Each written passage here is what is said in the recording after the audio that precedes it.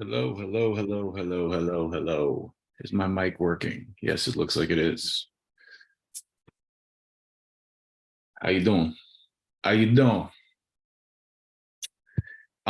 It's been an interesting week. I was out on vacation for a minute, and it wasn't really a vacation.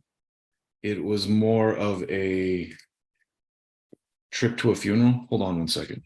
I just realized I forgot to grab something.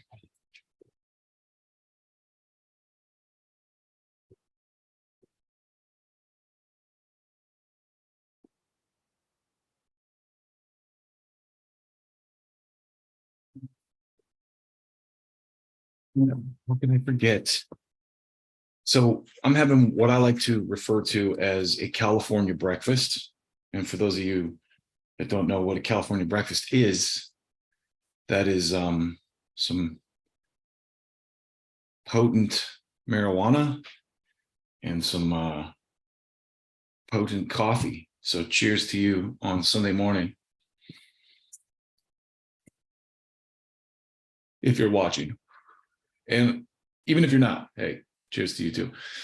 Not a lot of people watch my live stream, and I don't blame them.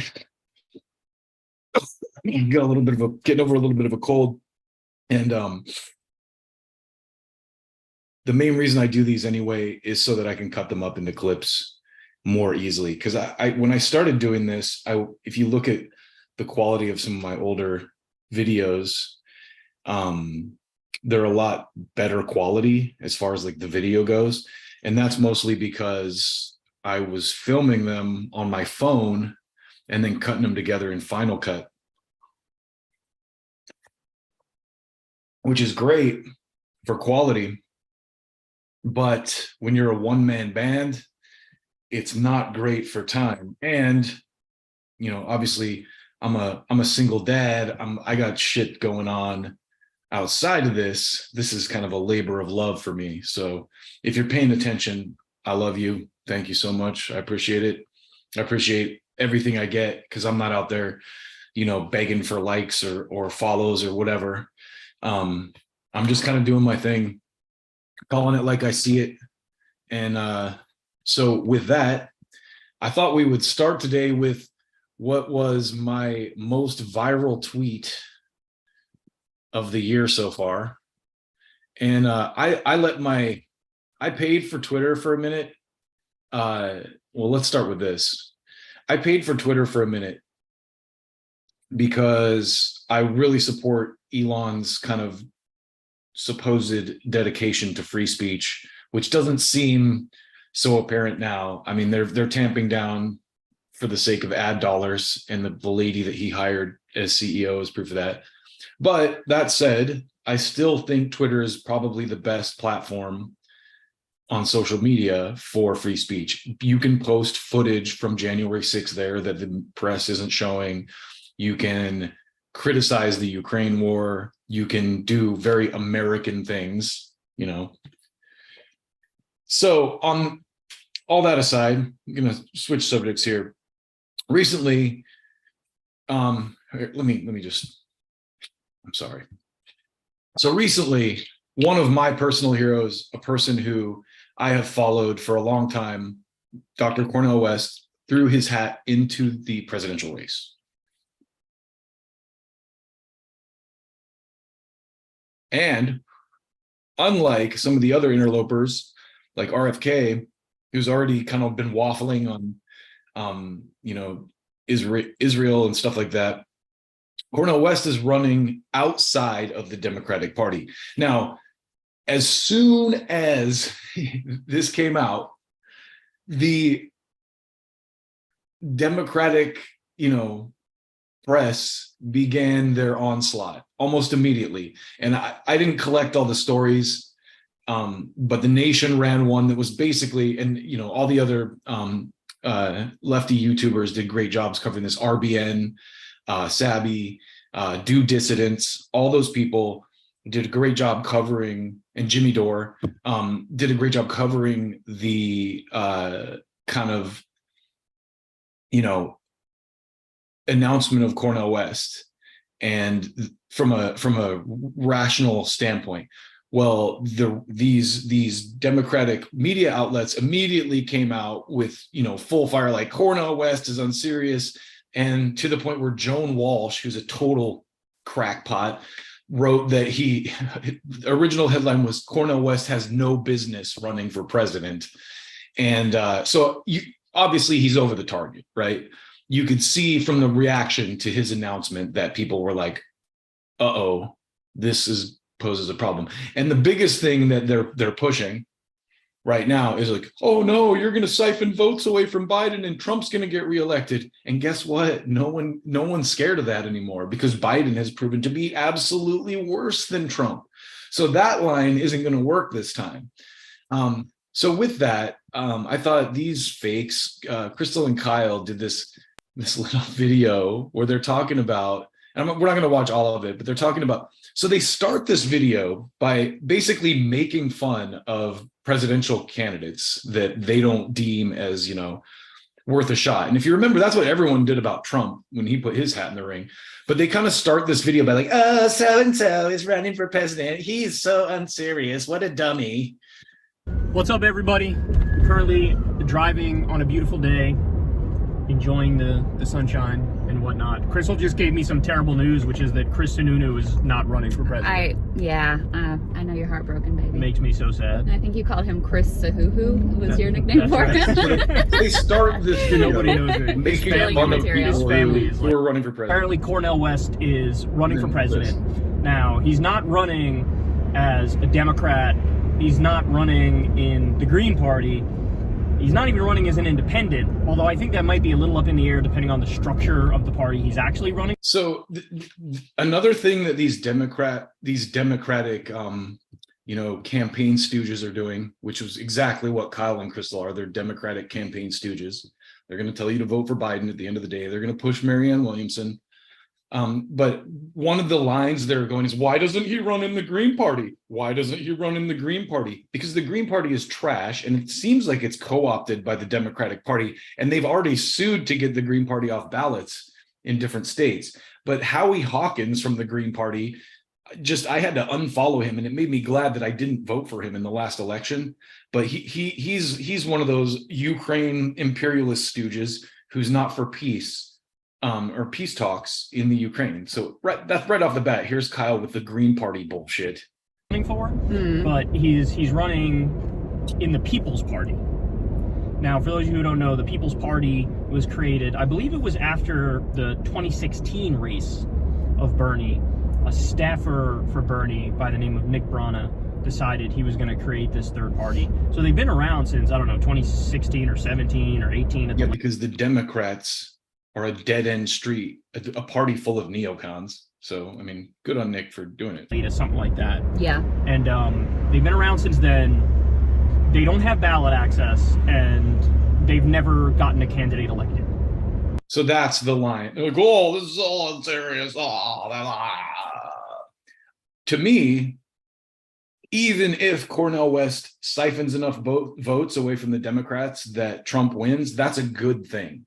Because Trump is obviously not the vile threat to American democracy that he's made out to be by the neocons who run the Democratic Party, because he wants to draw down our out of control military.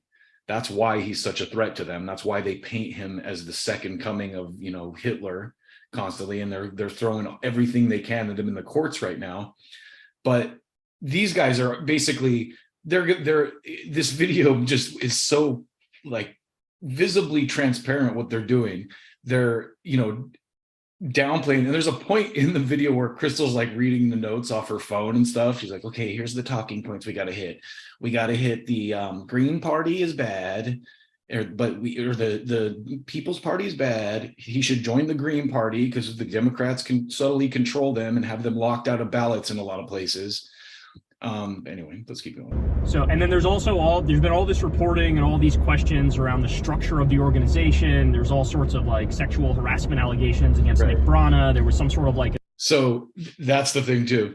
Sexual harassment allegations name a politician right now who doesn't have sexual harassment allegations against them. Joe Biden has very credible sexual allegations against him, Kyle, and you'll tell everyone to vote for him in a couple months when all because the Democrats aren't having a primary. So that's another thing. The DNC has this race locked down because they're not going to run a primary. No, like RFK Jr. is on a dead end street. I'm glad that he's out there talking about the things that he's talking about. But at the end of the day, what's he going to do? He's going to fold and tell you to vote for Biden. That's exactly what he's going to do. Or whoever the Democratic nominee is, whoever they push on the party, whoever the party pushes out there. Like a coup of the leadership positions that Brana did. Like, it basically, the organization itself is a total mess, right? So when it comes to Cornel West, I love Cornel West. We had him on Crystal Kyle and Friends. He's a hero of mine. He's a hero of mine. He's a really brilliant dude. Respect him, yeah. And I also love how he's really good at going into spaces where like people would disagree with him, yes, and making himself be really like good. cool and really agreeable while not Kyle like, says some shit like I love Cornel West, so that's a side point, but I don't think he knew. So this is the part that I love. They're like, he's just a dummy. He just doesn't know. He's just a boomer. Like about all the issues with the People's Party. And so, all it requires is like a Google search and digging a little bit deep and he would have found it, but I guess he didn't do it. And so anyway, that's already making me throw up in my mouth. I did this parody video of it because I was so disgusted by how silly these people are. And I'm going to share that with you too, because it did. Jimmy Dore retweeted it. Love Jimmy. But it's got, as of right now, it's closing in on 1,300 likes, 182 retweets, 24 quote tweets. Wow, 209.5K views. So check this out. I just did my own voiceover on it based on the vibe I got from it. We're going to support Marianne Williamson because she will eventually fold and tell you to vote for Biden. And that's what we do because, again, we are partisan hacks. And Cornel West is awesome. Don't get us wrong. We love him. He's our hero. But, like, you can't vote for him because, like, dude, I'm going to hit my vape in a minute. But listen, guys, you just got to know that, like, the People's Party, the guy is a molester and he's probably working for Russia. He's an anti-vaxxer. And, that's just how it is. Okay, guys? Like, I'm just going to, because, Cornel West is, like, great. But you just have to know that I don't think he's very smart. Like, I think he didn't do a Google search to see that someone has accused the guy from the People's Party of sexual assault. And it's not a situation like with, that guy who opposed Pelosi back in the day where they just dug up someone to accuse him of some sexual stuff. And it's nothing like that, but just like know that like Joe Biden is a great person and that's who we're going to push for at the end of the day, because what are you going to do? Like choose Trump? Like that's right wing Russia, anti-vax, sexual assault, whatever you need. We're going to go to the Hamptons and play racquetball now. Have a good one, guys. So there you go. That was my interpretation of Crystal and Kyle's response to Cornel West's presidential announcement. That's exactly how it sounded like that's exactly what it sounded like when I listened to it. And I mean, Nick from RBN makes a great point. Like, we've seen this shit. If you were a Bernie supporter for the last two election cycles, like I was, we've seen all this shit in recent history. We watched you fucks do this before, and it's not going to work this time. And honestly, I think if Cornel West, if they can get him on ballots, and let's see how this plays out. There's problems with every organization like this. There always is, because human nature has an inherent lust for power and fame and all that kind of stuff. But Cornel West is by far, of any of the people I've seen run in the last couple years, the best option for me, because I know that he's a good man with a good heart who cares about people. And that's what this country needs, is someone like that. I mean, I believe that more honestly about Trump than I believe it about Biden. I think Trump is much more a man of the people than Joe Biden is. I mean, and that's evident in, if you look past the whiny, temper tantrum throwing Nepo babies in the press who are just, silver spoon, in hip hop, there's a term, silver spoon B-boy. It's like a whack ass fake dude who pretends he's from the hood, even though he's fucking born from rich parents, like he's a trust fund baby. And listen, no hate. It's not like I was born poor. Well, my parents aren't super well off, but I'm not.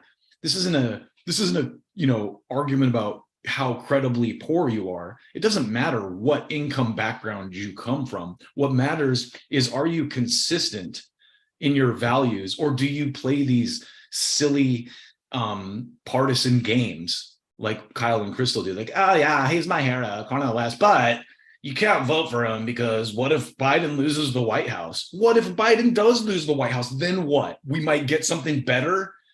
Biden is fucking terrible. And anyone who's defending him at this point is a joke, a complete joke, because he's a neocon. And the people who on the left, the real left, knew that and didn't vote for him and told all you assholes, this is not a good choice. The Democratic Party is hijacked by moneyed interests who give no shits. That's why Bernie and Trump were so powerful, because the moneyed interests were antithetical to that. And you can say, people will say, oh, Trump's rich and comes from, there is one of the things that article that I covered a couple weeks ago about the disinformation complex covers is how, unlike Mitt Romney in the previous election cycle in 2012, in 2016, the top 100 Forbes companies did not donate to Trump. They donated to Hillary instead. That's literally quantifiable evidence. And you can say, okay, maybe they did through, dark money. Everyone does that.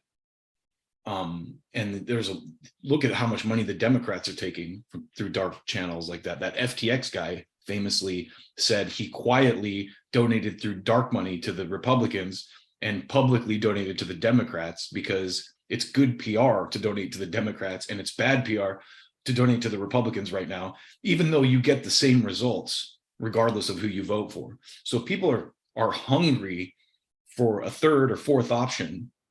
And it's obvious that Cornel West on an outside ticket is a threat. So whether he runs on a People's Party platform, whether he runs as a complete independent, I mean, there are other ways to get him on the ballot, And this is unserious, what Kyle and Crystal are talking about. They're ridiculous.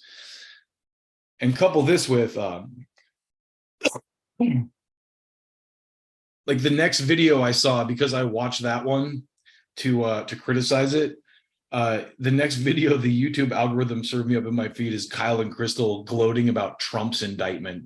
I'm like, oh God, just get in line at MSNBC, you shills. You're terrible. And we got into this a little bit on Twitter, and I love Twitter for this because I love the interactions. I love being able to interact with people who I might not agree with and learn things a lot of times. But someone said something that I thought was, they were being really derogatory towards Kyle and Crystal. And I'm like, look, for the most part, I don't think Kyle and Crystal are bad. I think Crystal is saying a lot of stuff on breaking points that's outside of the mainstream press that people need to hear. She has a big platform.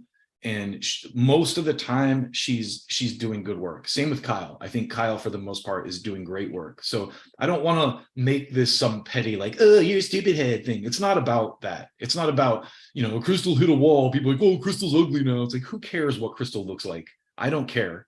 Who cares what Kyle looks like? They're both good-looking people, okay? And to deny that would just be to deny reality. They're both young, good-looking people. And that's beside the fucking point. And that's the thing with Twitter that I kept trying to bring out is I don't care what they look like. I don't care if Crystal hit a wall. She looks great. So does Kyle.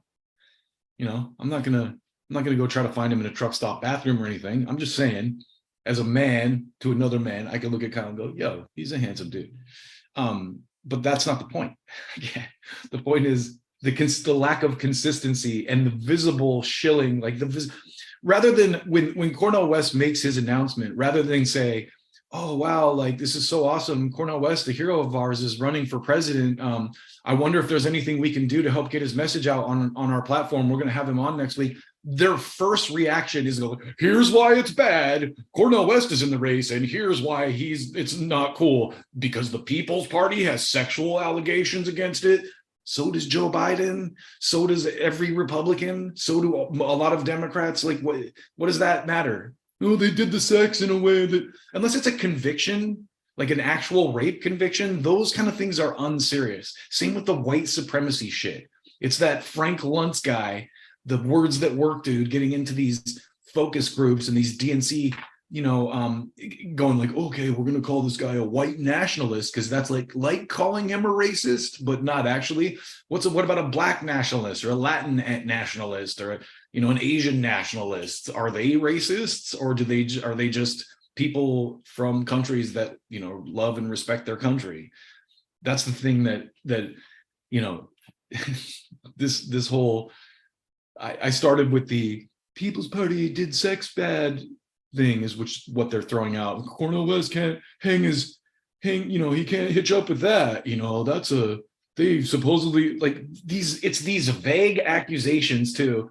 And this some of the people who were involved in it, I'm not going to name any names, but in the Twitter threads, people who were kind of involved in that whole controversy chimed in.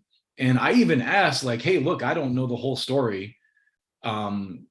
So she had an opportunity to kind of explain it to me and didn't.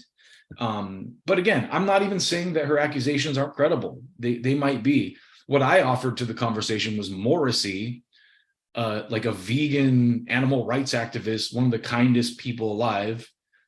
Sorry, I'm a fan of the Smiths, but he got canceled when he said a lot of these Me Too things are failed courtships, and he's right about that. It's men with no social media. I blame for a lot of it, because guys can like drool over a woman in a bikini picture on social media and say dirty things to her, and then they get into a public situation with someone they're attracted to, and they act like it's the Instagram comments.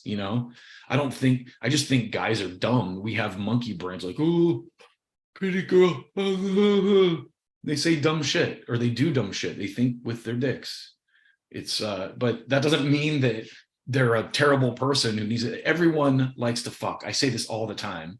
And just America, we live in a culture where we have this, especially now, it's so odd, because this is the tactic that the Republicans used to use against the Democrats. Remember when Bill Clinton was up for trial and Democrats were defending Bill Clinton and Hillary Clinton's right to have sexual privacy? But now that they can use it against someone like Trump or, whoever, it's like, oh, Trump's a terrible person because he did the sex, and this woman said this and this woman said that. And it's like, no, it's not. It's the same thing you were defending Bill Clinton from, you hypocrites. So anyway, all of Crystal and Kyle's, talking points here that Crystal's reading off her phone are bullshit. And it makes me sad to see them like doing this shit. It's obviously because they're wrapped up in a money situation. They're in this echo chamber where they probably think they're doing it for the right reasons, because we got to protect from fascism.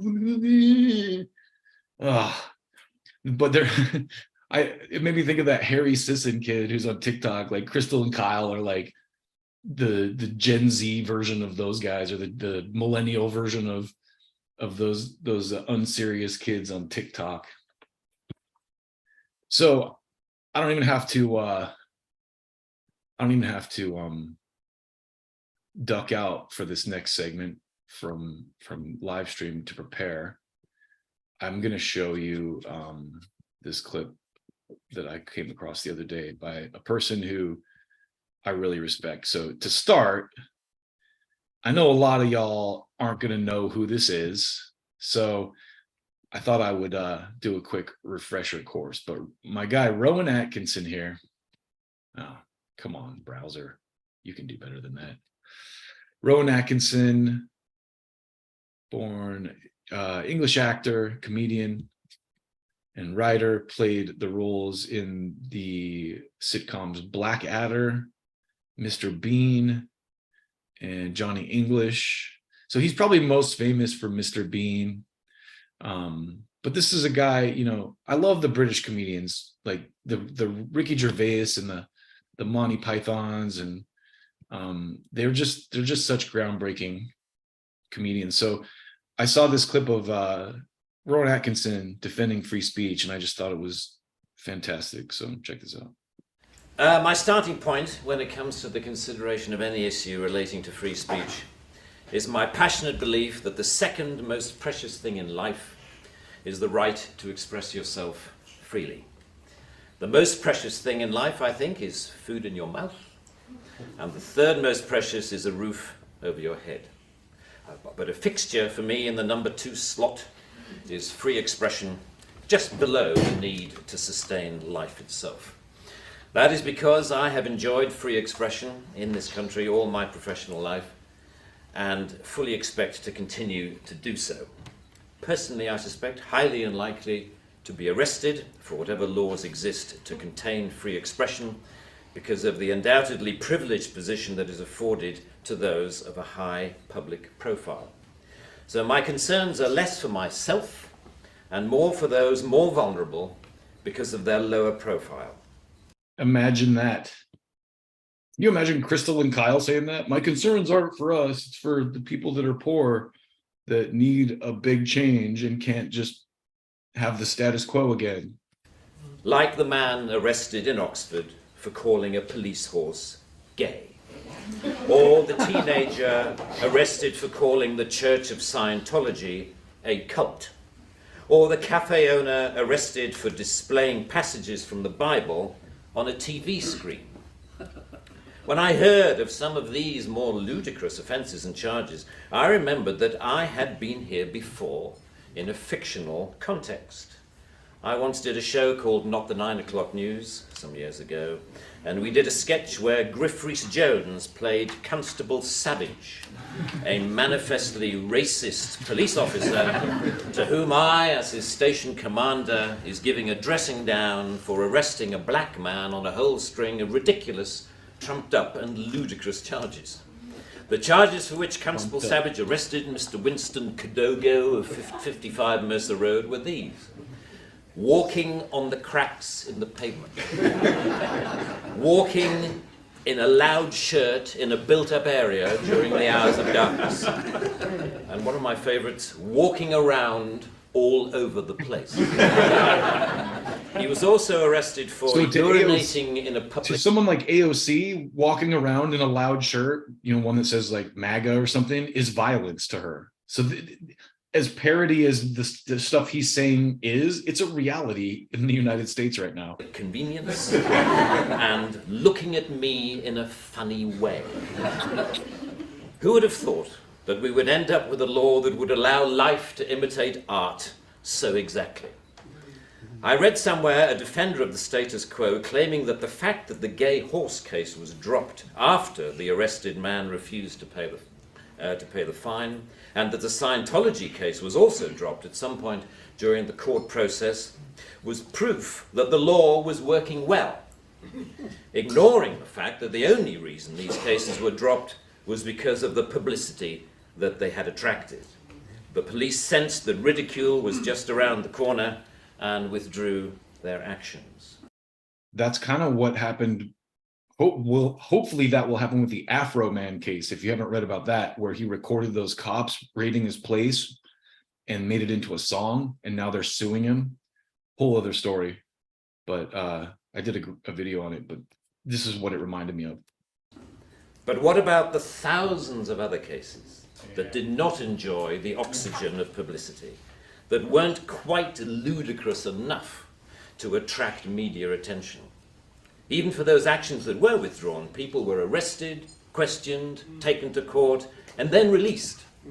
That isn't a law working properly.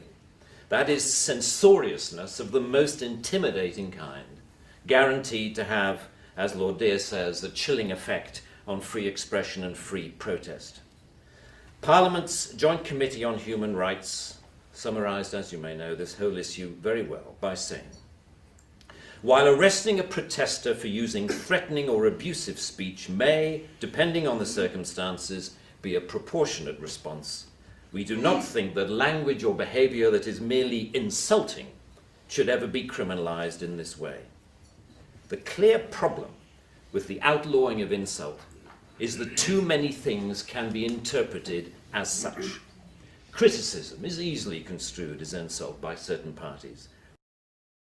Imagine that. That's what's happening to Roger Waters right now. He's being called an anti-Semite because he included Shireen, I forget her name, but the Palestinian journalist who was killed by Israeli snipers, in the same list of people who suffered state violence as Anne Frank and other people. Philando Castile and Breonna Taylor from the US were also on that list. His list was, but the reaction to that criticism of Israel has been to call him an anti-Semite, making Mr. Atkinson's point here is that if you can censor insult, or you can jail people for insult, where does that line end? Anyone can interpret anything as an insult. Ridicule, easily construed as insult. Sarcasm, unfavorable comparison, merely stating an alternative point of view to the orthodoxy can be interpreted as insult. And because so many things can be interpreted as insult, it is hardly surprising that so many things have been, as the examples I talked about earlier show. Although the law under discussion has been on the statute book for over 25 years, it is indicative of a culture that has taken hold of the programs of successive governments, that with the reasonable and well-intentioned ambition to contain obnoxious elements in society, has created a society of an extraordinarily authoritarian and controlling nature. That is what you might call the new intolerance, a new but intense desire to gag uncomfortable voices of dissent. I am not intolerant, say many people, say many softly spoken, highly educated, liberal-minded people. I'm only intolerant of intolerance. And people tend to nod sagely and say, oh yes, wise words, wise words. And yet if you think about this supposedly inarguable statement for longer than 5 seconds, you realize that all it is advocating is the replacement of one kind of intolerance with another, which to me doesn't represent any kind of progress at all. Underlying prejudices, injustices, or resentments are not addressed by arresting people. They are addressed by the issues being aired, argued, and dealt with, preferably outside the legal process.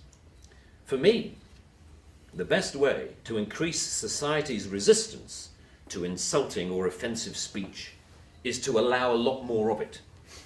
As with childhood diseases, you can better resist those germs to which you have been exposed.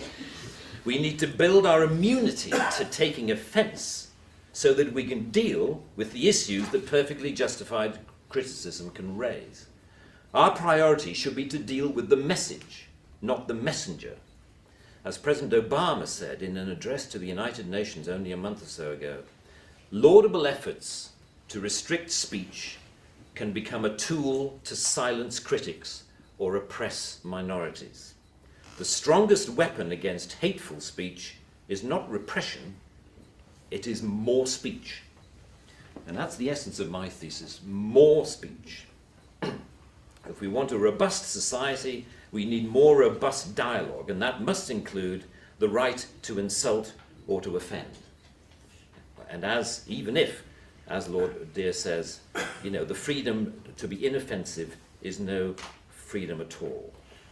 The repeal of this word in this clause will be... I love that. The freedom to be inoffensive is no freedom at all. Only a small step, but it will, I hope, be a critical one in what should be a longer-term project to pause and slowly rewind a creeping culture of censoriousness. It is a small skirmish in the battle, in my opinion, to deal with what Sir Salman Rushdie refers to as the outrage industry. Self-appointed arbiters of the public good, encouraging media-stoked outrage to which the police feel under terrible pressure to react. A newspaper rings up Scotland Yard. Someone has said something slightly insulting on Twitter about someone who we think a national treasure. What are you going to do about it? And the police panic and they scrabble around and then grasp the most inappropriate lifeline of all, Section 5 of the Public Order Act, that thing where you arrest anybody for saying anything that might be construed by anyone else as insulting. You know, they don't seem to need a real victim. They need only to make the judgment that somebody could have been offended if they had heard or read what has been said. The most ludicrous degree of latitude. The storms that surround Twitter and Facebook comment have raised some fascinating issues about free speech, which we haven't really yet come to terms with. Firstly, that we all have to take responsibility for what we say, which is quite a good lesson to learn. But secondly, we've learned how appallingly prickly and intolerant society has become of even the mildest adverse comment. The law should not be aiding and abetting this new intolerance. Free speech can only suffer if the law prevents us from dealing with its consequences.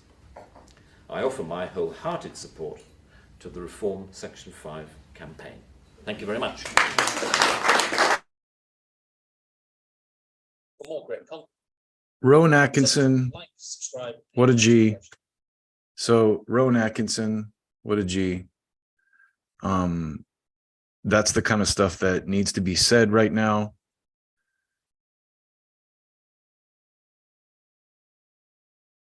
And yeah,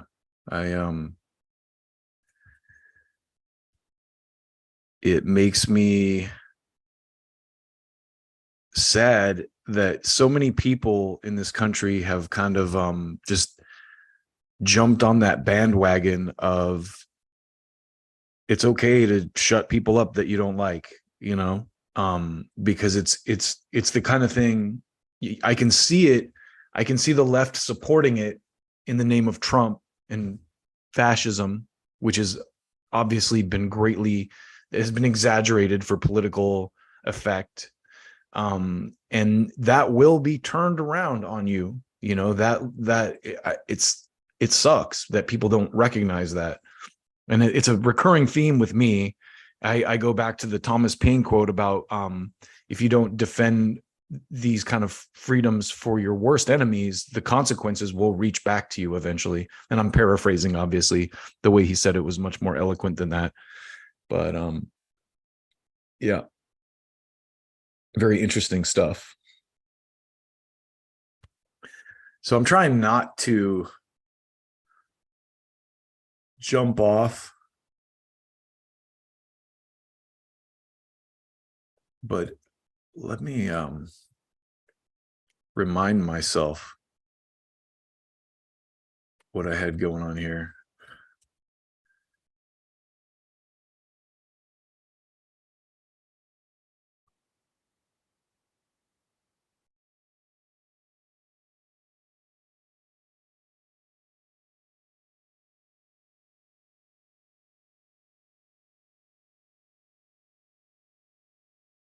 So I had this next bit just on that same note from Rising.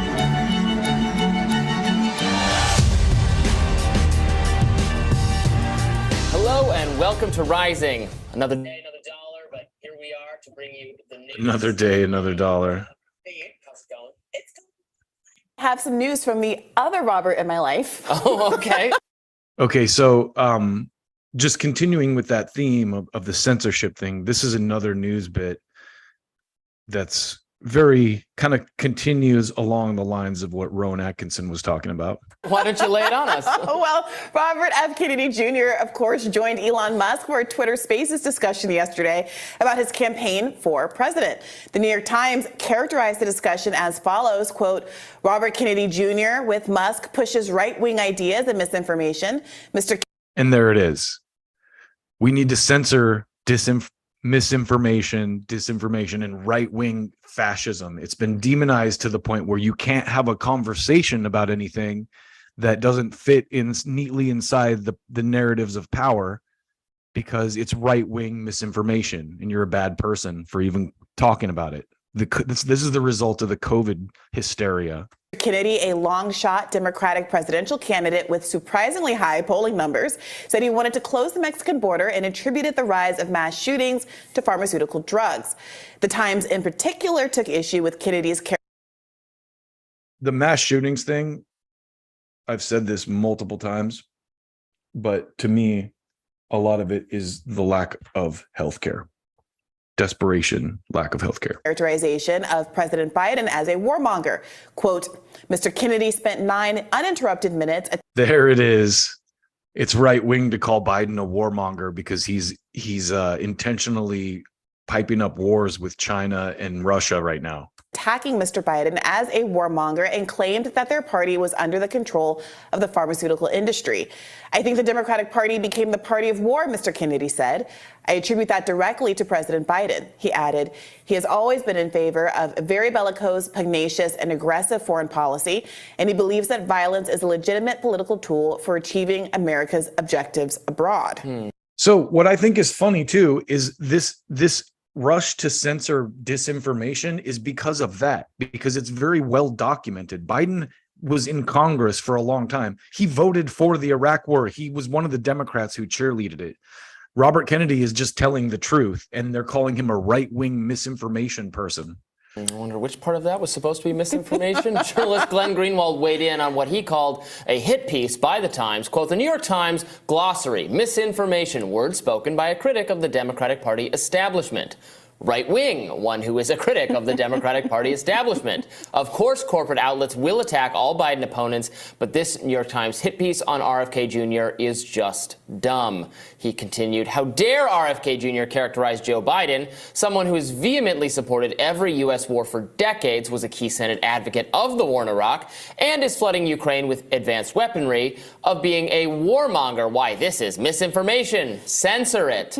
I think Glenn is getting at something very real here, which is that, we'll get into the full range of things that were discussed in this Twitter Spaces. There are many points of policy where I'm not a Democrat, where I disagree very much with where RFK Jr. is coming from, but I'm having a hard time agreeing with this framing by mainstream people, by the New York Times, that he is some uniquely duplicitous liar. The criticisms he's making of the Democratic Party with respect to how it has changed its views on free speech, the mainstream elites coming out against free speech, being the party, the consensus, the group that supports war, that supports neoconservatism, that's all true. That's all a trajectory change that has taken place over the last 15 years. It's true. Of all the things to pick up and criticize out of that 2 hours Twitter Spaces, it's bizarre that they would hop on that particular bandwagon. I mean, not only did he say a lot of true things about the origin of the war in Ukraine, the provocations of Biden as VP under Barack Obama in the region. He talked about the way that the Democratic Party became aligned over time with the pharmaceutical industry. He talked about how Obama, to pass Obamacare, had to make this trade-off to get votes on board. And he basically threw the American people under the bus by saying we can't negotiate with the pharmaceutical industry. And at that point, the Democratic Party pivoted to be the party that took more money from the pharmaceutical industry as the Republicans. He showed a really interesting and comprehensive understanding of some of the reasons for bias in the media. He talked about how absurd it is to have a General Dynamic, military companies advertising during Morning Joe, and how that incentive there is not because, parents prepping their kids for school and watching the news are buying defense missiles, but because they want to be able to control the narrative, and the same thing happening in the pharmaceutical industry.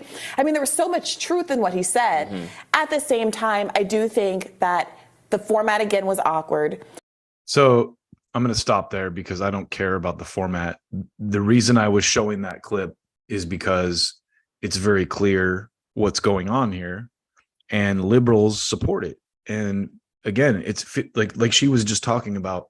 One of the things that RFK said is, defense contractors are buying advertising time during Morning Joe, not because they're trying to sell weapons to parents getting their kids ready for school, but because they want to control the narrative. So they just get on there and go, unprovoked invasion, unprovoked invasion, unprovoked invasion, unprovoked invasion, unprovoked invasion, unprovoked invasion, unprovoked. And then pretty soon the American populace is going, unprovoked invasion, unprovoked invasion. Well, it's a very provoked invasion.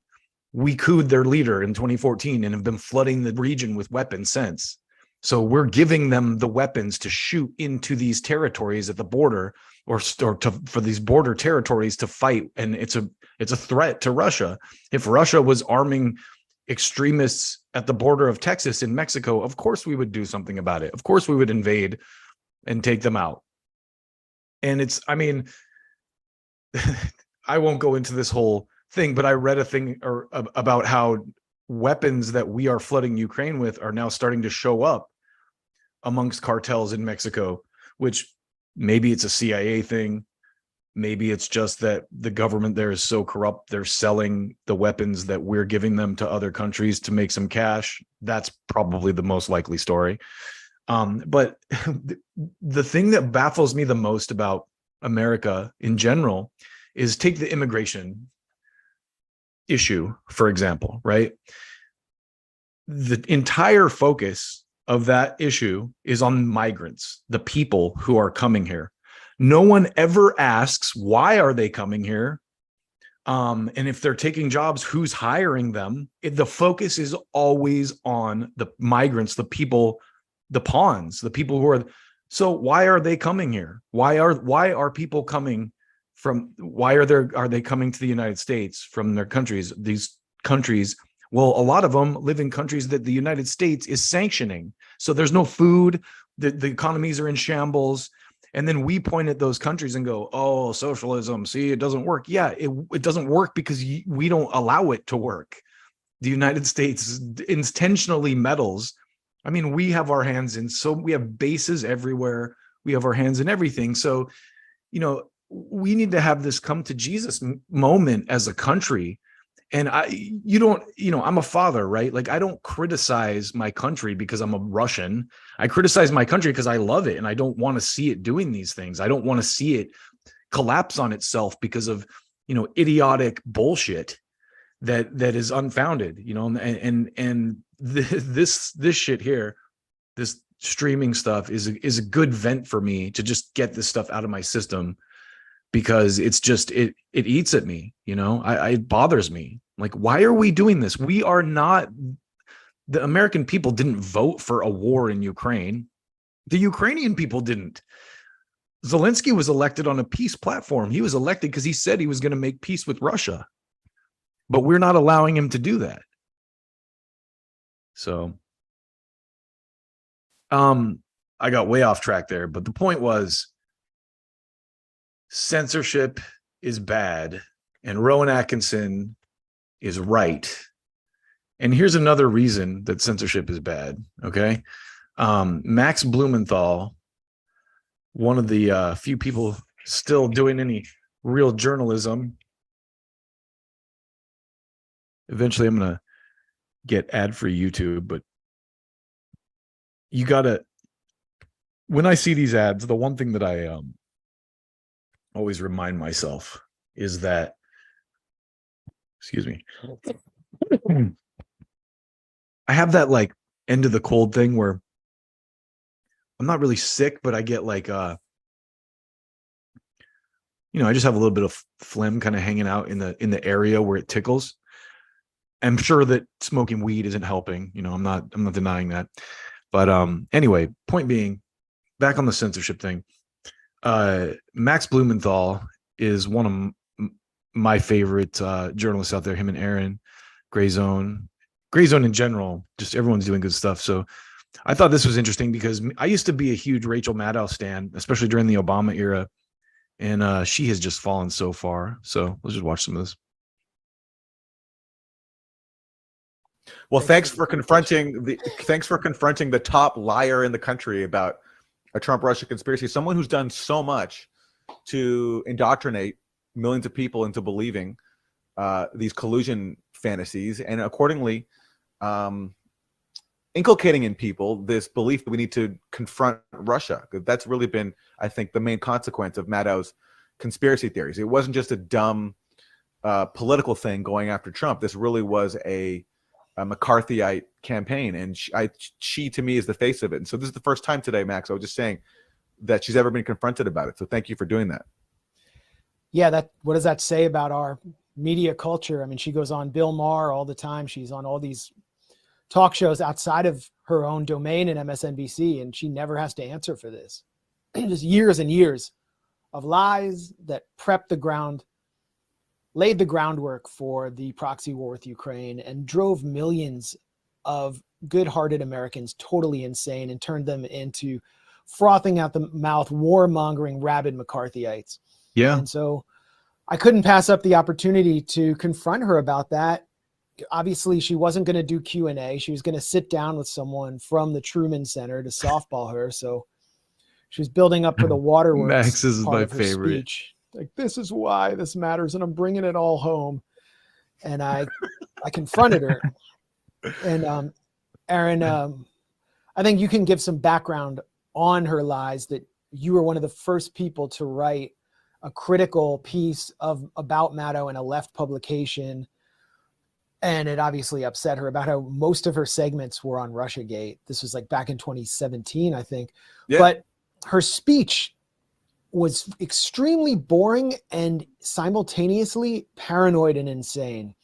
I mean, it was really, really boring. It starts in like Lake Geneva, and she's talking about the austere furniture of people who live in Lake Geneva. Then, you know, the founders of Time magazine moved there because there's too many Jews. There are too many Jews in New York, and they're America firsters, and they begin receiving anonymous bags of cash from Germans in order to oppose the Allied war effort. And meanwhile, anti-war elements in the U.S. warn of a possible civil war if the U.S. goes into the war. And, you know, then the parallels start to become clear when Truman covers for one of the senators who was getting paid off by isolationist and German Nazi elements, and the investigation into Truman is squashed by a politicized DOJ because the U.S. needs to get along with West Germany after the war, on and on. I'm like, when are you going to just say Putin is Hitler and that Trump has been infiltrated by the Nazis? Like, when are you going to say that? And it took forever, and then she finally was building up to it. She went way over her time. The whole crowd was just, I mean, you have these highly educated people who know nothing, have no political education, certainly no critical faculties, no way of looking at the U.S. war state in a critical way. And they're just bobbleheads. So I got up and tried to question her. Well, let's go to the tape. I love what Max says to I got Rachel. It is. It's so good. Overthrowing the U.S. government. And members of Congress who were sympathetic. Rachel, this speech is boring and paranoid. Can you explain why you promoted the Steele? Why did you promote the Steele dossier, which has been proven to be a lie? Why did you promote the lie of Russian bounties? Come on, let's go. Can you ever be held accountable for the lies you told Americans? Both good questions. Years and years and years. And look, he knew he was going to get thrown out by being disruptive, but who is going to ask those questions? I mean, no one's asking Rachel Maddow those questions. I love how he starts out too. Rachel, this speech is boring and paranoid. That's her entire show. Jimmy pointed out too, and this is what I thought when I first saw it, but the actual, what it says on the podium, true con. Like, I mean, does it get any better than that? True con. This is a true con. We're out here trying to sell weapons and keep a war going. We're trying to build. Oh my God. It's just so disgusting that these people have fallen so far. I used to actually respect Rachel Maddow. And you know, it's just sad that she has gone so far over the edge like this that you know, it just, I don't know what else to say about it. So anyway, I'm going to tie this together with this other bit that I caught recently. So just to kind of set this up, one of the things that the Trump era produced was the Trump industrial complex, right? A lot of people making money off of anti-Trump books and movies, and just, you know, the whole presence of you know, Trump's a secret Russian, there was a whole group of, people that wrote books about what a threat Trump was to democracy, and how terrible his reign would be, and how he was going to how he just ruined everything. And so one of the best examples probably of that is one of the best. So there's a couple. Okay, let me kind of start over here, because I'm like talking while I'm looking up these clips. That's the benefit. I need to just pause for a minute and go dig these clips up instead of trying to talk while I'm doing it, because it's not good. But oh, my back just popped. So one of the byproducts of the Trump era, right, is people that wrote books and had entire careers based on what a threat to democracy Donald Trump was. One of my favorite of those people is your boy David Korn, who I wrote a song about. Let's hear it for a minute. Make sure we're on. Trump colluded with Russia. I wrote a book about it. Trump colluded with Russia. I wrote a book about it. Matt Taibbi is a bad person. Trump colluded with Russia. Trump colluded with Russia. Matt Taibbi is a bad person. I wrote a book about it. Matt Taibbi is bad. Jeff Girth. So anyway,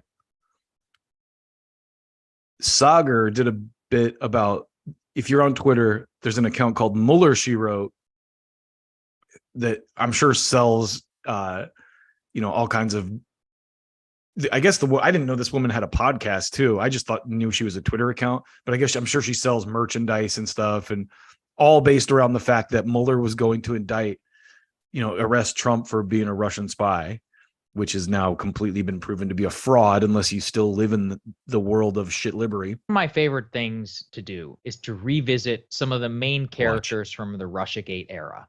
We all know who they are: Seth Abramson, others who got David filthy Korn. rich during and spreading copium to liberals. One of the best is Mueller, She Wrote, an account on Twitter that probably many of us are sadly familiar with from over the years, who's constantly tweeting about how Trump is just 1 second away from it finally all closing in on him. Well, a new investigation, actually by an anonymous Twitter account, Freudian Slip, has revealed the depth of some of the most psychotic behavior on the internet that I have seen in quite a long time. So let's go ahead and put this up there on the screen. This is the first tweet of the expose of nearly 100 that he put out there. Freudian Slip. The Mueller, She Wrote expose, a wild, chaotic ride through Allison Gill's narrative Freudian world, slip. where little is what it seems to be. Stay to the end if you want your jaw to go and hit the floor. Now, he focuses in on, or maybe he or she focuses in on a couple of claims that Allison Gill, Sagar, you forgot they.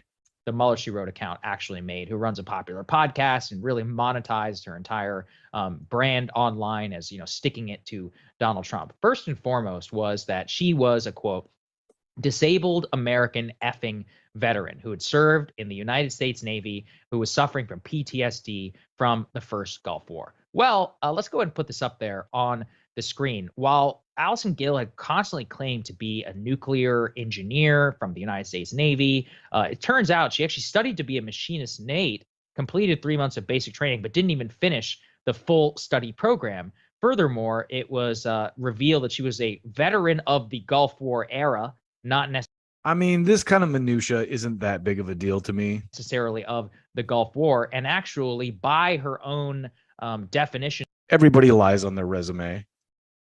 of stolen valor that she's leveled against others, well, she Not necessarily lies, but exaggerates. certainly flirted right up to the line of claiming effectively that she had served like in combat, when in reality she was somebody who had served in the military at that time and then didn't actually finish the job that she had claimed repeatedly online that she had engaged in. But second, what I think is also crazy is the level to which she spun a persecution narrative. Now, according to this reporting, let's put this up there, the next one up there on the screen. She had claimed repeatedly that she had actually been fired from the United States government for her tweets, for her podcasts.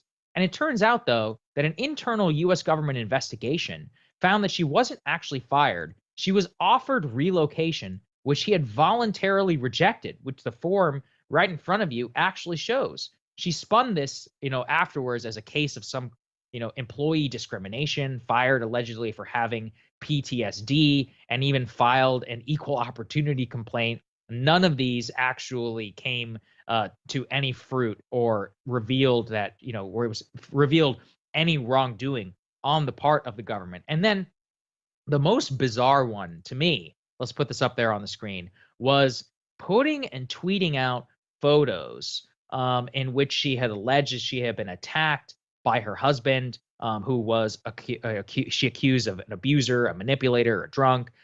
Well, she tweeted out, photos of injuries that happened to her.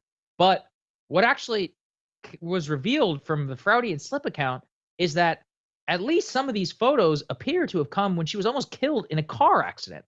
And really what this entire thread revealed to me, of which, I looked, she hasn't disputed at least the very concrete claims within this, she's claiming persecution, is the level to which you can just put things out online that both become reality, but can ensnare you in a bunch of different narratives, all while you are cultivating this persona, which you are saying is being persecuted for putting out the truth, of which was all fundamentally not true, not only from her personal narrative, but about Russiagate itself. And this person. So yeah, there was a lot of grifters from that era, the Russiagate era. And I'm just going to, before I take a quick break, I'm just going to go back to, of course, my favorite one, which is your boy David Korn. Trump colluded with Russia. I wrote a book about it. Trump colluded with Russia. I wrote a book about it. Matt Taibbi is a bad person. Trump colluded with Russia. Trump colluded with Russia. Matt Taibbi is a bad person. I wrote a book about. Okay. That's just too much fun for me. That's too much fun. So gonna take a quick break real quick. That was redundant. Gonna take a quick break real quick. Yeah, coming back at ya. It's the Politics live stream. We're gonna take a quick break. We'll be right back after a word from our sponsor. Just kidding. It's not really a word from our sponsor. It's just gonna be my standby tape.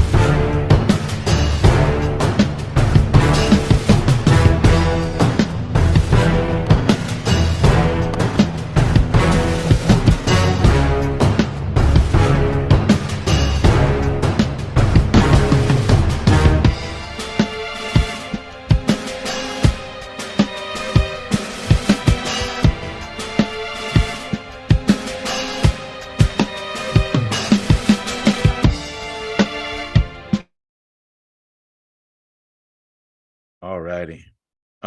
So I watch a lot of stuff.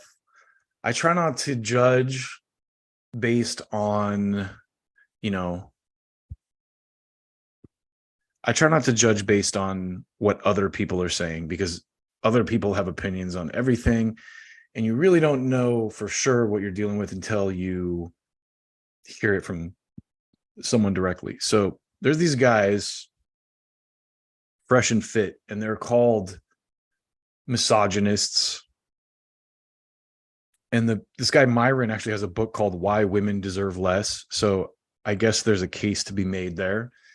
But I think that while I don't agree with everything this guy says, I think he does make a lot of good points. And the reason that these people are popular in their age demographic is because they're kind of telling hard truths that a lot of people aren't. And so I wanted to talk a little bit about this. I think this is the section. I might have to jump around a little bit here, so bear with me. But let me just see if this is what I'm looking for here. And then they're going to pop back up in January. But do you think, Tom, that the age situation is going to be big enough to have those voters that we talked about, Adam? Because the Vegas victory laptop with well, underage. It would be over. President Donald Trump are tied in a neck-and-neck contest among likely GOP primary voters in Florida, according to recent. If the rest of the country is gonna, it knows who he is or cares. Battery history tells us, any beat me naturally. There's no meritocracy. There's no meritocracy, but there's no man, I'm impressed by this guy, right? Yeah. So it's kind of like, I'm not impressed by you. You're a chip. You're not talking. It's the chip talking. Yeah. There's nothing impressive about you. What's impressive is the chip you got. Yeah, that's an impressive chip, but not you. So you actually lose identity. But again, will it be $1 trillion business? 100%. Oh my And God. here's the other thing too. People need to understand. Most people are powers to accomplish these goals. He wants.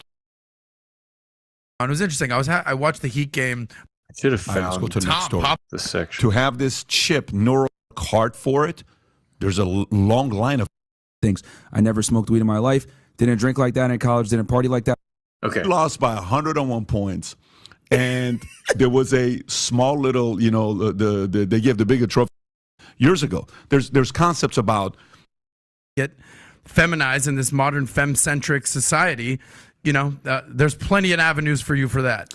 But if you want to listen to the right people and have the right people in your ear and have the right coaches and leaders and mentors around you, it is possible to be a man in today's society. And this is something that I kind of get hit on a lot because, people always say, oh, Myron, you're really critical of women, blah, blah, blah. But I'm like, well, you clearly don't watch the daytime show because I'm even more critical of the men. Mm-hmm. And what I've said a lot of times is we need to bring bullying back, right? Sure and I know, oh, my God, that's so controversial. So this is exactly the part of the conversation I was looking for. So he's advocating for bringing back bullying. So listen to this for a minute. How many close friends do you have? Do you know your neighbor across the street, what their situation is? Do you know your neighbors on the other side of you? Would you trust one of them to take care of your dog if you're out of town? We've also become. So let me move back a little bit more even. So what they're talking about here is social media's effect on the youth. And how we've kind of become detached from each other. And I think this is a really relevant, even though these guys are a little bit to the right. And PBD does a great show, but there's times when I'm kind of like, when I don't necessarily agree with everything he's saying, but he does a great job of curating guests that are across the spectrum and asking really good questions. And you can tell that he's an honest character. He's an honest actor. He's someone who has integrity and his views can be changed. I think it's the same reason I respect someone like Joe Rogan so much, because he has kind of a thirst for knowledge, and you can tell by the people he has on his show that that's what his MO is. In sunlight exposure. And there's a couple of great programs that were like the challenge, like 60-day programs. And part of that program is 60 minutes outside, taking a walk around lunch, brisk walk, getting sunlight. So all of this is coming together. And what Myron just said is dead on. What's happening, on porn that's even worse is it objectifies women and it perfects women. It's like. Now listen, I am not by any stretch of the word anti-porn. And I do not have views as extreme as these guys do. But I do think that they make some valid points. And I do think that porn and the access to it conditions a lot of men to have unrealistic expectations when it comes to sex. So You're objectifying women by what you're looking at, and then I mean, again, so everything objectifies women. Like, where do you draw that line? Porn, of course, objectifies women, but so does TV, so do movies, so do magazine covers, and they objectify men too. I think the only point where objectifying anyone becomes a problem is if it's being done against their will.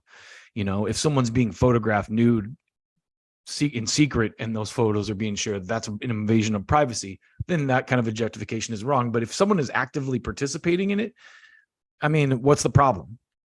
you're only looking at like people who are in amazing shape.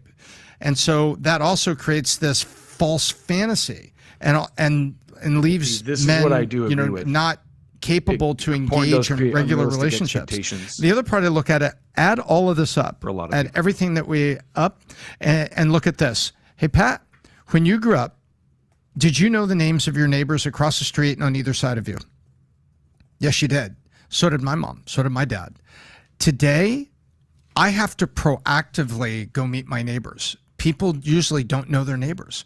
And it's because the American society, all of this porn and everything else has made us more.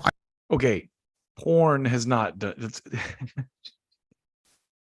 Porn has been around for a long time. The access to it is easier now, but this is where I see the right drama queening a lot. A lot of these conservative people become just as big a drama queens as the ones that they make fun of for the woke stuff. Isolated people. If you ask someone, how many really close friends do you have? Do you know your neighbor across the street, what their situation is? Do you know your neighbors on the other side of you? And again, his point here is correct. I do think that we have lost our ability to some degree to interact with each other on a personal level. But I don't think that porn is the reason for that. Would you trust one of them to take care of your dog if you're out of town? We've also become, I'm interested in what Myron thinks about this, more isolated as a people and a culture, and it's negative. Well, I'll tell you one thing. We've seen the stats out there that men are just becoming weaker. I think testosterone levels have dropped 1% every year since the 1980s. So this is the thing, I think, that when people like this are called misogynists, I think this is the thing that a lot of people don't understand, and that aren't, aren't straight or aren't male, is that men need these kind of strong role models in their lives. And that's why I don't think Andrew Tate is a good person. I don't think he's a good role model for the most part. But at the same time, all that gets said about Andrew Tate in the press is that he's a misogynist, women hater, when a lot of the women that he supposedly abused have come forward and said, no, I was into rough play and that's what we were into. And if you listen to Andrew Tate talk, I mean, he sounds like a douche to me a lot of times. Like, oh, look at my 5 Lambos or whatever, like you're a materialistic douchebag. But he also encourages young boys to be a man and to grow a sack and get up in the morning and discipline yourself to go get money and make a life for yourself. And I think that's a good thing, despite some of the other douchiness that the guy engages in. And so the problem with these kinds of debates is they get reduced to this black and white, like, well, you're a cis male hater of women or whatever. And it's like, no, being a man doesn't mean you hate women. And in fact, just the opposite. But there is a chemical and biological difference between men and women. And I'm not even I'm not one of those people that believes that gender is a clear cut thing, because it's definitely not. There's a lot of gray area. I have relatives who are lesbians. I grew up next door to a woman who was a very manly woman who drove a truck, and she was definitely, there was some androgyny there. There was definitely some hormonal things that, like I said, I don't think that gender is a polarity thing. I think there's definitely a lot of nuance. There's a lot of gray area with gender. That said, if you're a man and you are on that side of the spectrum, there's certain hormonal things that push you to do these kind of things. And I think these guys are having a conversation. People like this are having, I mean, Jordan Petersons, the Andrew Tates, the people who are controversial for being misogynists.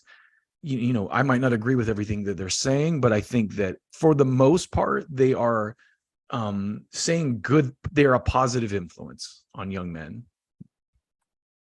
So in the last 40 years or so, testosterone levels have dropped 40%. You've highlighted how men can't even do as much weightlifting they used to before.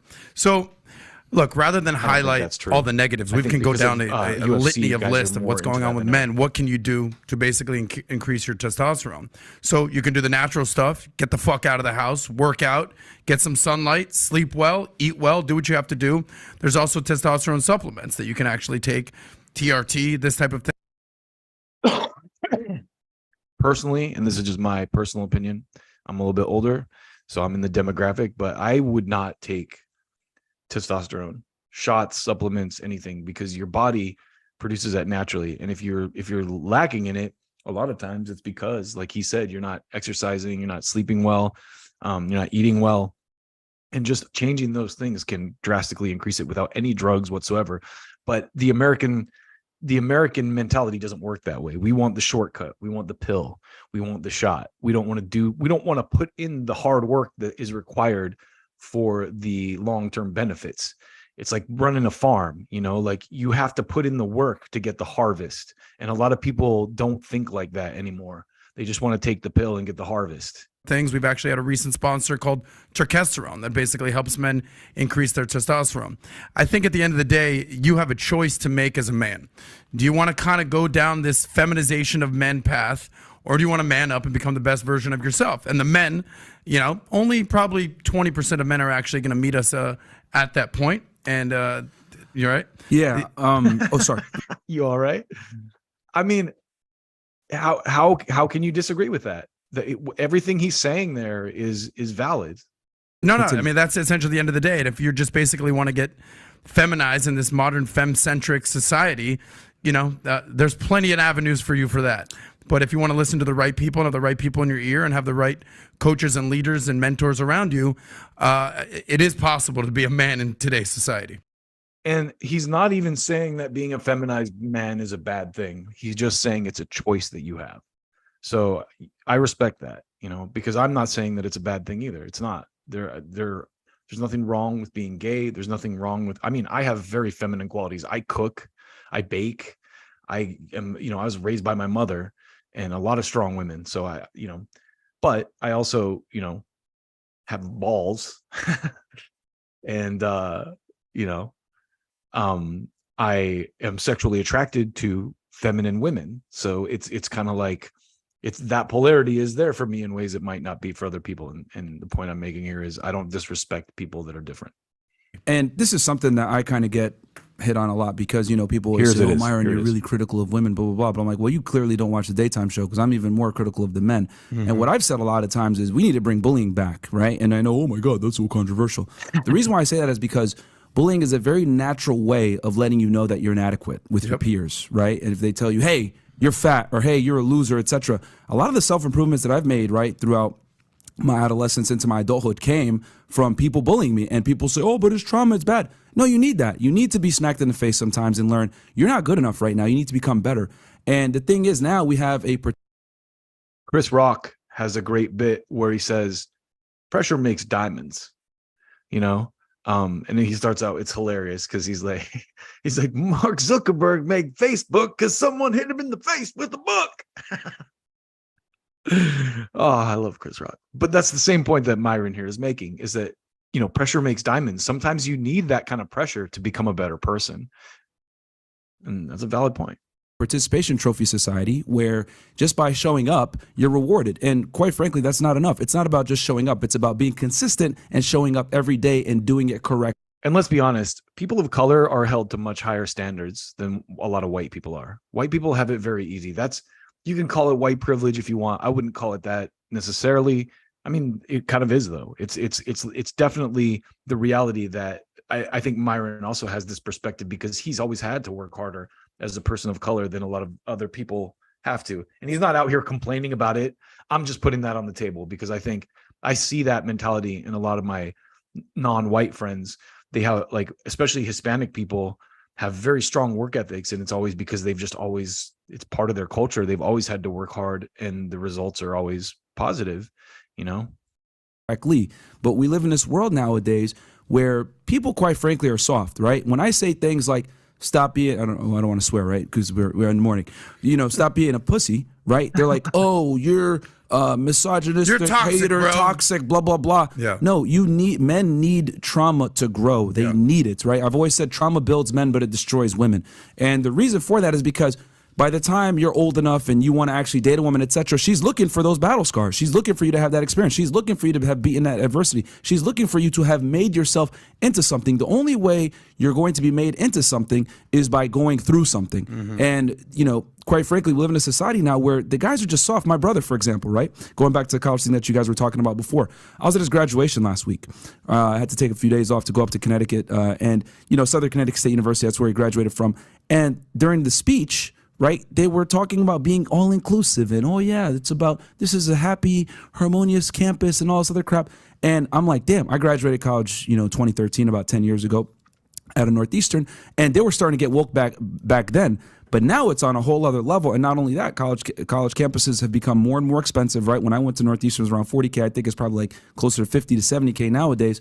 So you got all these things working in tandem to, quite frankly, make men weak, right? We have this soft-ass society where we're not telling them that they need to actually go out there and achieve and become somebody. And then we also have the video games, the obesity, the mediocrity being socially accepted. Oh, it's okay, you're fine the way that you are. No, it's fucking not okay. The only people that are accepted however they come are women, not men. You must become a somebody as a man. And I think that's why our podcast becomes so popular, because we're telling guys there is a burden of performance. You have to go out there and do something. Being fat is unacceptable. Being stupid is unacceptable. Being mediocre is unacceptable. You can't be saved like a woman can for being pretty. You must get out there and become a fucking somebody. But the problem is that we don't bully the guys enough. We don't tell them that they're losers. We don't tell them that they're fat. We don't tell them that they're stupid. We need to go back to letting people know that they're inadequate, and then they'll go ahead and measure up. You know, I mean, all valid points. And I think, again, he said it as well, but the reason that voices like his are popular with young men is because no one's telling him that anymore. And that's something, as like the point that he made, I think that's the most valid, is women are different in that respect.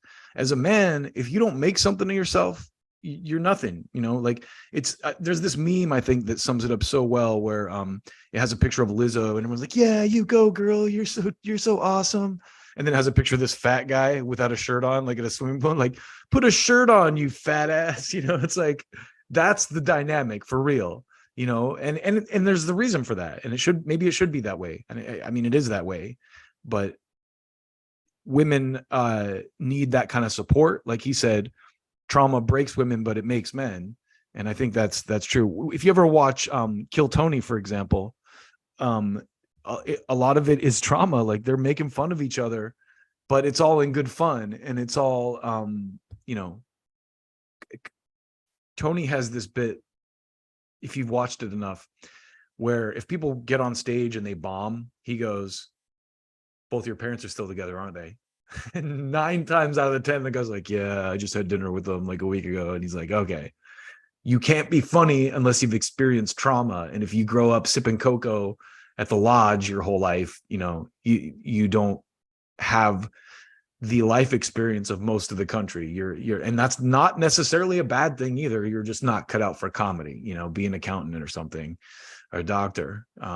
But comedy probably, for the most part, ain't going to be your thing unless you've experienced some other crazy trauma that's put things into perspective to you in that light. So what else do I got today? I think that might be just about it. I think there's one other thing that I wanted to touch on. I already touched on the Roger Waters stuff, but today I was watching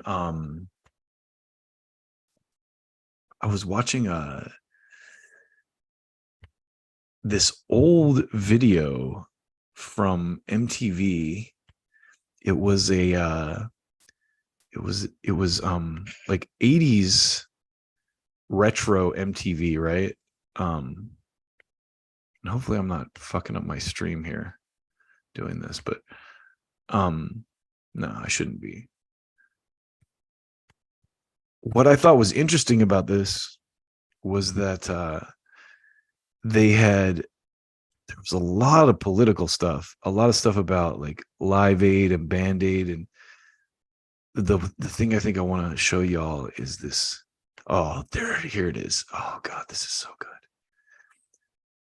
This is just crazy.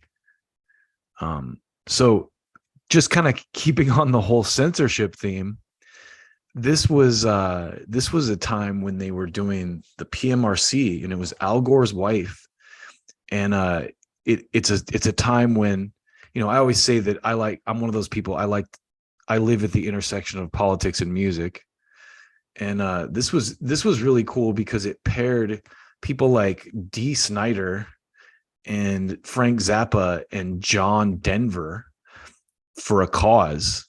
So this is crazy. So this is 1985. I kind of like, you know, stumbled across this 1985 MTV footage. Recording studio, laying down track for the Foreigners' Mick Jones and planning a tour for '86. Other major breakups occurred when the Go-Go's split, hot on the heels of Jane Weedland's solo album. And the once innovative Tubes called it quits after 15 years together. Tubes are pretty dope. So lyrics may be considered offensive by some audiences. This warning was added to this record as a direct result of pressure from the Parents Music Resource Center, a group of influential congressmen's wives. PMRC. Here's another one. A group of This album contains material which a truly free society would neither fear nor suppress. This warning was written by Frank Zappa, a leading opponent of the PMRC. Now, there aren't many issues that could bring Frank Zappa together with Dee Snider and John Denver to testify before a congressional committee, but the question of censorship did. I love Frank. On September 19th, the Senate Commerce Committee held a hearing to determine if musicians rock and of all roll time. is The goat- one of hazardous the to its goats. listeners. No The doubt. Parents Frank Music Zappa. Resource Center called for the hearing, claiming that kids need protection from what they deem the sexually explicit and violent lyrics of groups like Motley Crue, AC/DC, and Def Leppard. We are asking the recording industry to voluntarily assist parents who are concerned by These are the AOCs of the 80s. Deplatforming works. placing a warning label on music products And they're not even as extreme as she is. They're like, hey, we just want to put a label on this. inappropriate for younger children due to explicit sexual or violent lyrics. The hearing itself was a media circus, its accusations of pornography and censorship reminiscent of the McCarthy hearings of the 1950s. The cover features the crotch piece that lead singer Black. I love how MTV reports this too, reminiscent of the McCarthy hearings of the 1950s. That's real reporting. Blackie Lawless wears on stage. In this picture, there is blood dripping down his stomach, hands, and off of the blade between his legs. The song that accompanies this photo is Animal Like a Beast. It is my job as a beep like a beast parent to monitor what my children see. Listen to Dee Snider of Twisted Sister sounding more intelligent than like 90% of Democrats in 2023. Hear and read during their preteen years. The full responsibility for this falls on the shoulders of my wife and I because there is no one else capable of making these judgments for us. I suggest that explicit lyrics and graphic videos are not so far removed from what is seen on television every day and night, whether it be in the soap operas or on the news. Can you imagine Democrats coming out and calling John Denver a Putin puppet? That we should point our finger at the recording industry while watching the general public at a nationally televised baseball game chant in unison, "The Blue Jays suck," is ludicrous. Later, the PMRC and the record industry agreed on a voluntary rating system, but most artists are not happy about it. It's a form of censorship. It's against the First Amendment. I think you should be able to say and do whatever you want with music. There are some things that are a little too outrageous for me as a parent, as a person, and I support some lively controversy which will lead to some, rational decisions and stuff. Okay, there's a song by Panic at the Disco called Crazy Equals Genius, and the chorus is Brendan Urie basically making fun of Mike Love, because Brian Wilson was the one who wrote all the great Beach Boys songs, and he was the crazy drugged out dude. So the chorus of the song goes, well, you're just like Mike, love, but you want to be Brian Wilson, just like Mike, love, but you'll never be Dennis Wilson. It's hilarious. And I said, if crazy equals genius, then I'm a fucking arsonist. I'm a rocket scientist. Anyway, when I saw Mike Love, that lyric just kind of popped into my head. You know, we're back in the 50s somehow. And Mike Love's like, yeah, well, maybe we do need to fucking, you know, we got to protect kids. You got to be kidding. It's not, you know, like it's not possible. This is a joke. It's not a joke. These people are serious and they're a minority. This will have a chilling effect on what musicians write and what they play, and also to some degree on what record companies will release, will sign, and retailers will stock. I strongly object. Even Gene Simmons, Mr. Let's Kill All the Unvaccinated back then, was anti-censorship. To anybody trying to tell me how to write songs, what to write about, and who to write it to. If you don't like the stuff, don't listen to it. One type of music hit especially hard by the PMRC was heavy metal. Metal 85 Heavy metal was the rap of the 80s. began with a tragic note. On New Year's Eve, Def Leppard drummer Rick Allen lost his left arm in an auto accident near his home in Sheffield, England. He remains with the band, though, and they'll take a second drummer with them when they tour in '86. The absence of Def Leppard and Van Halen from the scene helped make Motley Crue the success story of heavy metal. So they transitioned from that. I wanted to share that censorship part, but there's another thing where they touch on this. Where is it? They're talking about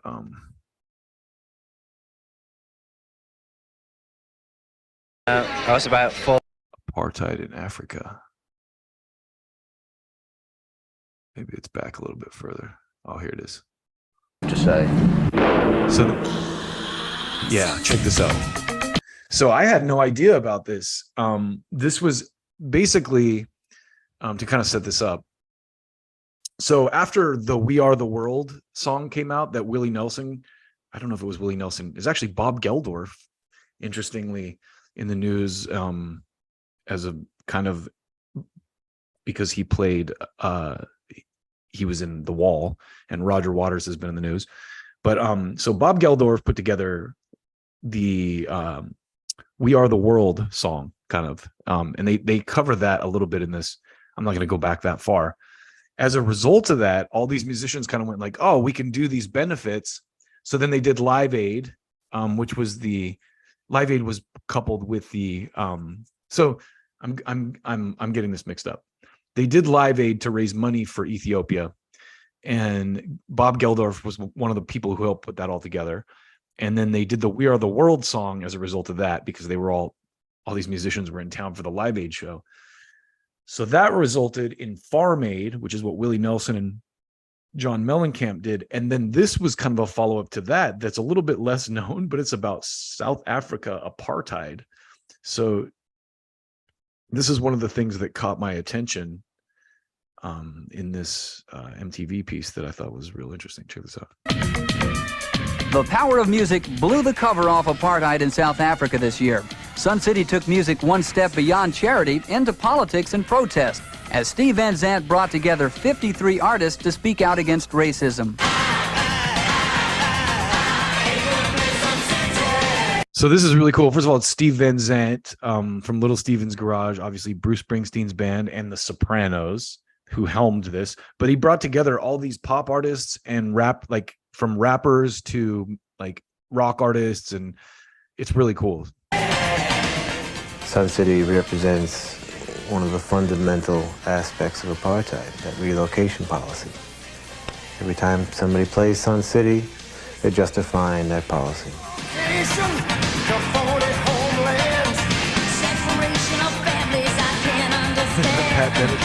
Calling for a world of racial harmony, Van Zandt created a world of musical harmony.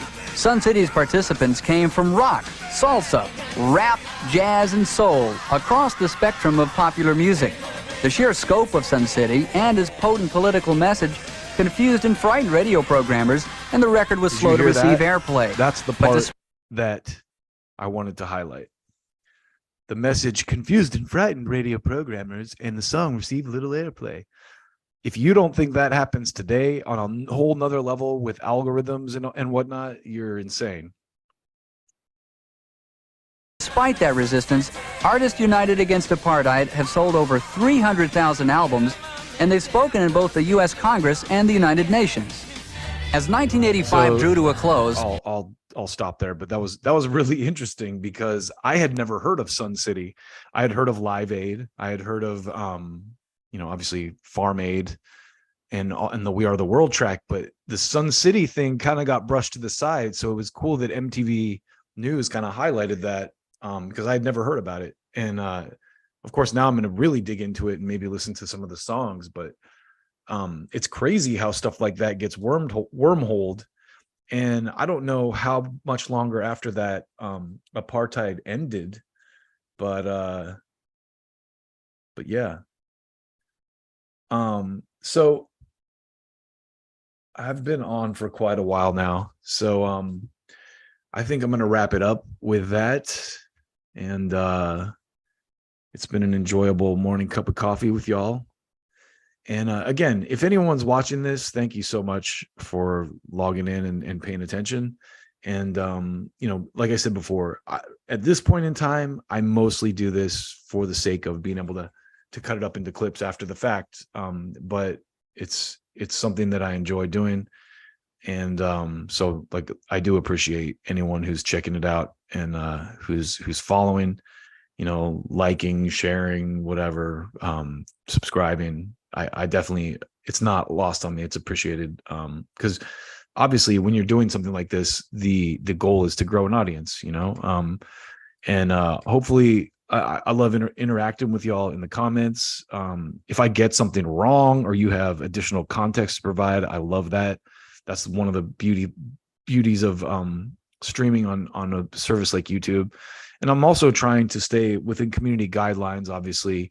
I don't want to lose this opportunity by just being ignorant to what the rules are and everything. But I have to admit that YouTube has been pretty fair for the most part. I've been what's the word? Pleasantly surprised by by how free the speech is. And from being able to curse, say the F word or whatever, to being able to just talk about issues that are third rail in a lot of mainstream media spaces, including platforms like Facebook and Instagram that are very censorious and will block you for all kinds of silly things, or mislabel your post as misinformation for silly things. There's not a robust debate happening on a lot of platforms. There's not a robust conversation happening on a lot of platforms. So I really do appreciate YouTube's what seems like a commitment to allowing that to happen to some degree. Now, I have heard stories from the guys at RBN, for example, about unfair levels of censorship. So I always have a healthy skepticism and an eye on that. But like I said, so far, so good for me. And I appreciate having that ability to kind of just air my views and talk about things I'm seeing and thinking. I don't think that there's anything more American with that, to kind of continue with our theme of free speech and open conversation that we've had in most of today's clips. I had a couple other things that I wanted to touch on, but I'll save them for another time because I've already been yapping for quite a while. So once again, thank y'all. I got mad love for you. Take good care of yourselves, and